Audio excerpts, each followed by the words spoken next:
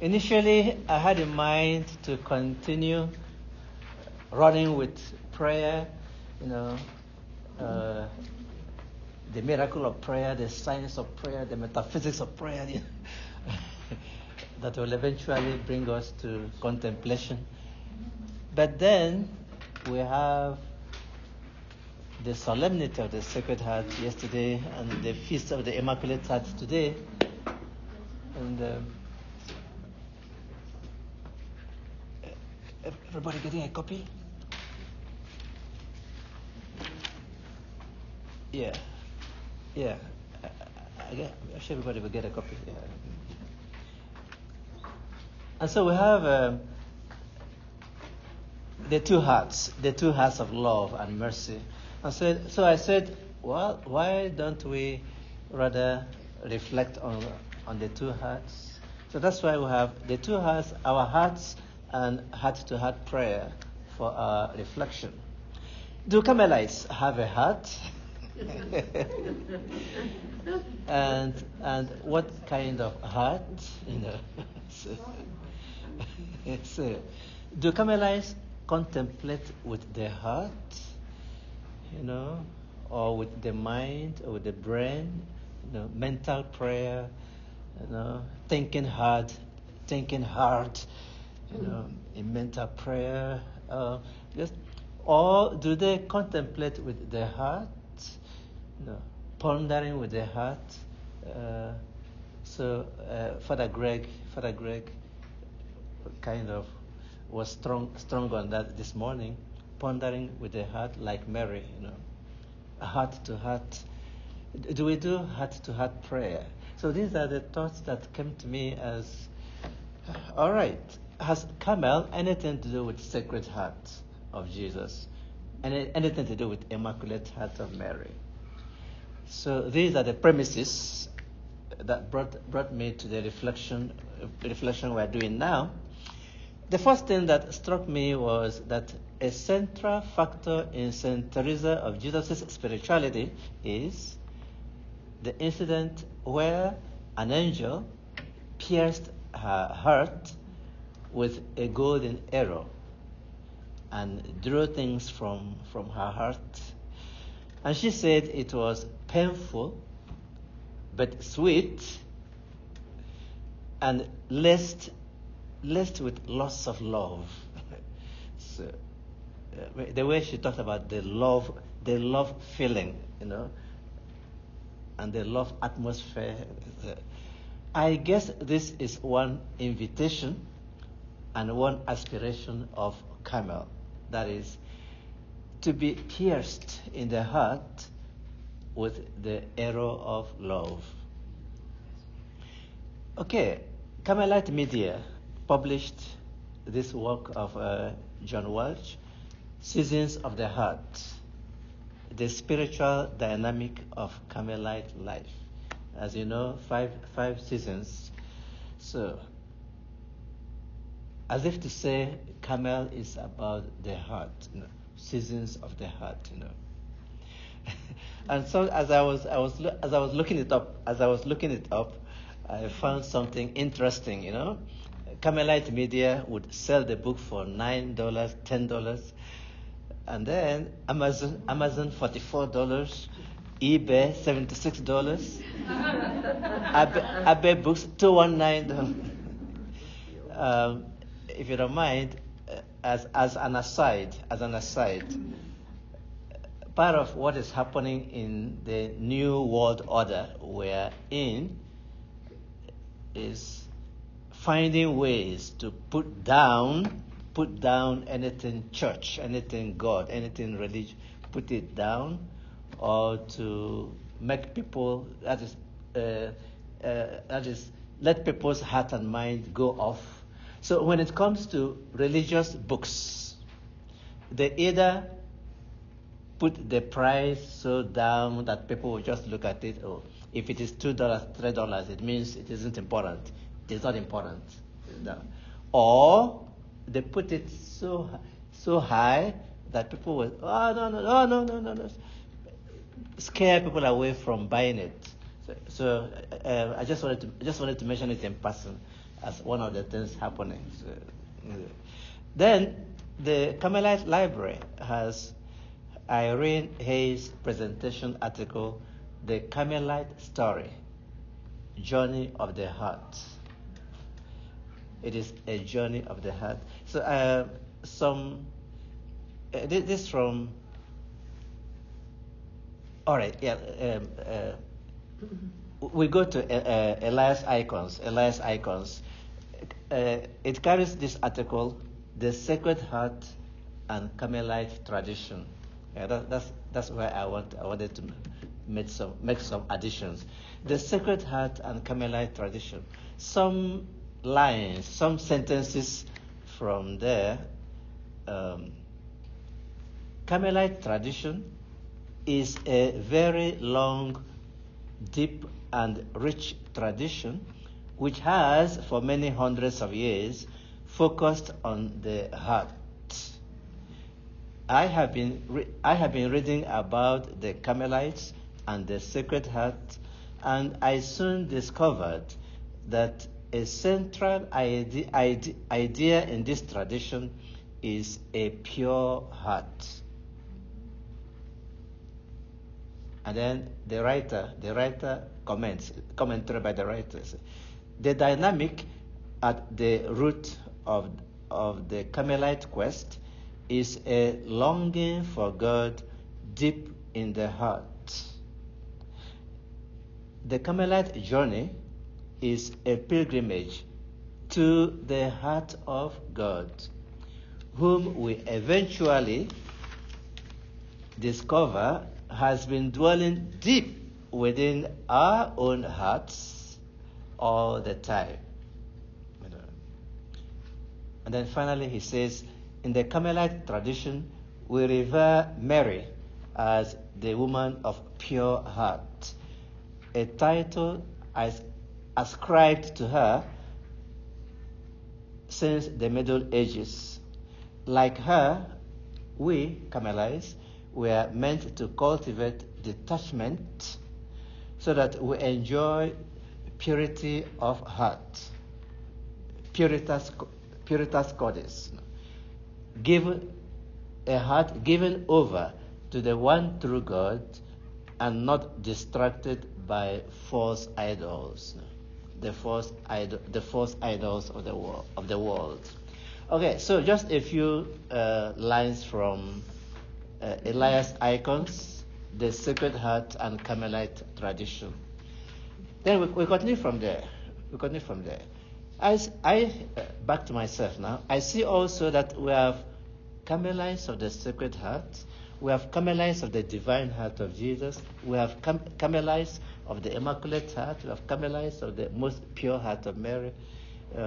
These are all traditions, communities, So it would seem, therefore, that Carmelites are connected with the heart and with the two hearts of Jesus and Mary.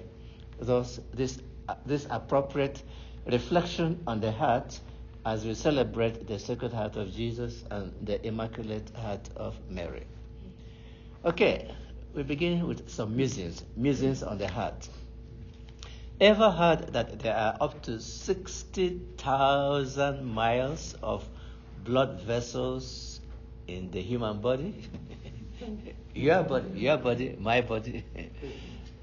If you are to bring out all the blood vessels and stretch 60,000, and most of them are in the heart, And it is the function of the heart to pump blood to and through all of them every moment of one's life. If the heart stops working, every other thing in the body packs up. The heart is that much central and that much important in a person's life, a person's living, a person's operation. So we begin with that factor. So it's a God-given factor. The heart God put in each and every one of us. But here's a bunch of sayings that, that is heart when it comes to the physical, the biological, But there's more to the heart than the physical and the biological. A bunch of sayings that are related to the heart. I love you with all my heart. My heart goes out to him, My heart is clean. My heart is content. My heart is at peace. His heart is strong. Or she has a soft heart. She is such a sweet heart, He has a big heart. She has a compassionate heart, a kind or sympathetic or understanding heart, He has a human heart. He has the heart of a lion. He has a heart of stone. Because of the hardness of their hearts, the Lord will say, my heart is at peace. His heart was accusing him. She is open-hearted. His heart was on fire.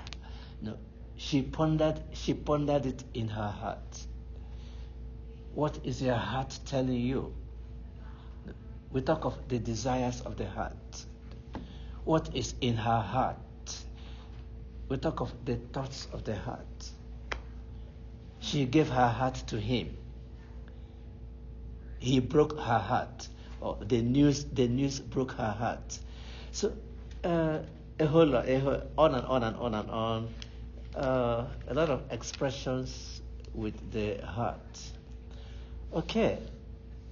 And then before we conclude, a few sayings from the Bible about the heart.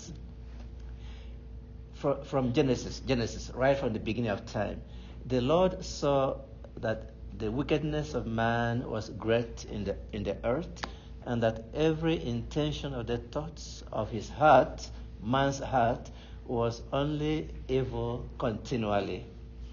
And the Lord regretted that he had made man on the earth, and it grieved him to his heart. This time God's heart grieved God in God's heart. That's Genesis chapter 6, 5-6. And then we have this from Jeremiah 17:9. The heart is more devious than any other thing. And then the Lord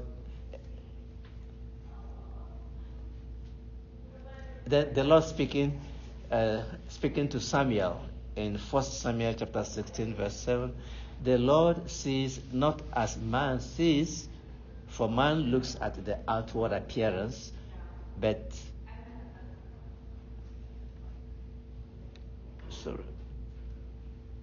the Lord looks at the heart. Okay. And then we have our Lord Jesus Christ saying, ex abundantia cordis os loquita. Out of the abundance of the heart, the mouth speaks. From the abundance of the heart, then it goes on and on, lists a number of what comes out of a person is what can make him unclean. Do you not see that whatever comes from outside going inside cannot make a person unclean? Rather, what comes out of a person is what can make him unclean. For evil designs come out of the heart. So the within is talking about is heart. Theft, murder, adultery, jealousy, greed, maliciousness, deceit, indecency, slander, pride, folly.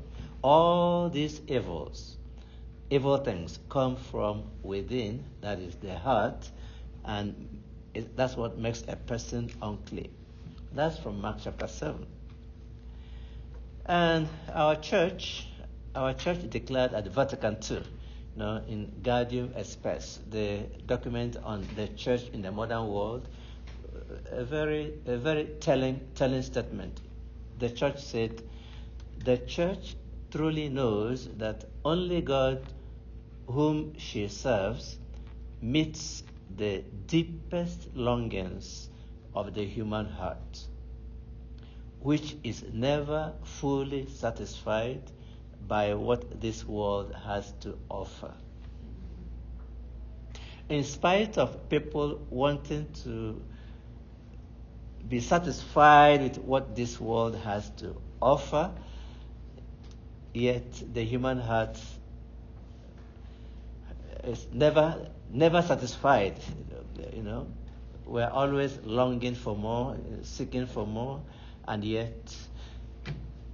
So, all right. Isn't it clear that the heart is indeed very central to all human thinking and feeling, views, plans, purposes, choices, endeavors, from all I have said above, So, somebody seems to capture it all in this statement, and I quote Annis Callahan, I quote her. The heart symbolizes the center or core of the human person. It is the icon not only of our affectivity, but also of our freedom and consciousness. The place where we accept or reject the mystery of ourselves, the mystery of human existence, the mystery of God. That's the place where it happens. The heart is sacred space. There we get in touch with the truth of our being. There we are open to the presence of God in our lives, or otherwise close to the presence of God in our lives. All right, then a few words. The heart of God, the heart of God, the heart of Jesus, the heart of Mary. I think I should. Wow. Sorry. Okay. All right. God described himself to Moses in Exodus 34:6-7. The Lord, a God gracious and merciful, slow to anger and abounding in love and fidelity, continuing his love for 1,000 generations, and forgiving wickedness, rebellion, and sin, yet not declaring the guilty guiltless. So that speaks of a heart of love, a heart of mercy, a heart of justice. That's the heart of God. The heart of God is the heart of his Son Jesus. He and the Father are one, according to John 10:30. And Jesus says in Matthew 11:28-30, Come to me, all you who labor and are burdened, and I will give you rest. Take my yoke upon you and learn from me, for I am meek and humble of heart. The heart of Jesus. And thus you will find rest for your souls. For my yoke is sweet and my burden light.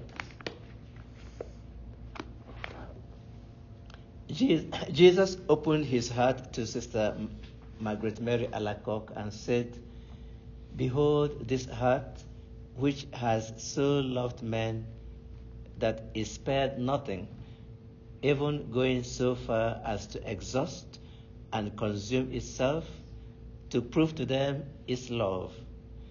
And in return, I receive from the greater part of men nothing but ingratitude by the contempt, irreverence, sacrileges, and coldness with which they treat it. As you must have seen me looking around and checking. I left a page. I left the concluding. Whatever happened, and I'm so sorry about. So it is ready already, but left in the house. But the summary of it is, I talked about Jesus opening his heart, asking for reparation, for the ingratitude and contempt, sacrileges of human beings. Then I talked about Immaculate Heart of Mary also, like Our Lady telling Saint Bridget of not yeah, telling Saint Bridget of Sweden, that explaining, not just telling, explaining how her heart was very much with the heart of Jesus, how she suffered every pain, everything Jesus suffered was kind of, whatever it was that Jesus went through, it was always in her heart, so that both their hearts were working together for the salvation of the world. So after all this, the last section was, okay, how does it concern us? What do we do? And kind of boom, boom, boom. For example, committing ourselves to the Sacred Heart and the Immaculate Heart, saying yes, having heard all that is said about the Sacred Heart, Immaculate Heart, all the pleadings from Jesus, from Mary, having heard all that, so do we say yes or do we say no? So that was number one. So beginning by saying yes, then following the example, taking the Sacred Heart as model, taking the Immaculate Heart as model, and following as they invite us to, and then doing consecration to the Sacred Heart, consecration to the Immaculate. Here we have already consecrated ourselves to Mary, to Our Lady of Mount Carmel. It is a consecration. So, but no harm in consecrating ourselves to the Sacred Heart of Jesus, Immaculate Heart of Mary, and then also doing reparation. While the world may go on, all that, people who care, people who are close to somebody's heart. You are fathers, you are mothers, you have children and grandchildren, you have closeness, you know about closeness. So, being a child who is close to the heart of the mother, heart of the father, and when there's pain, when there's suffering, when it's wounded, being able to be a source of comfort and consolation. So I see our Lord, I see Our Lady wanting us who believe and who trust, who are closer, to be nearer and to have some kind of awareness of their sorrow, to be in touch of what they are going through because of the sins of the world, and to be a source of consolation, to make reparation, whatever it may be, offering your own sacrifice, offering some extra prayers, doing more works of charity, works of love, to make reparation to the house of Jesus, So these are the things I had on that last page. Peace be with you. And with your spirit. Thank you, Father. Oh, thank you. And with just perfect time, you got it. So yeah.